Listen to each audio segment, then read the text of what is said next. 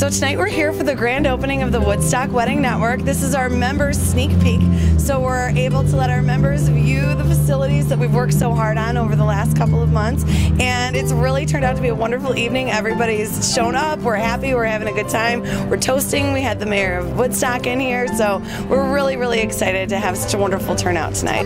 What we've got here is the Woodstock Wedding Network, and our new wedding center is the perfect place for brides to come to view many of the different members in our group, find their wedding professionals all in one stop.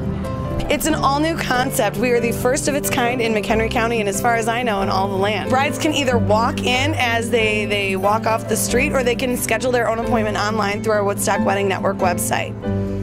We can schedule appointments directly for the members with the brides so that they can come right back to the Woodstock Wedding Network and meet all of their wedding professionals in one place. The Woodstock Wedding Network is made up of a group of high-standard wedding professionals that do the best at what they can do in McHenry County. We're very proud of everybody that we've got on board here, and we're sure that we've got the best group of professionals in the wedding industry.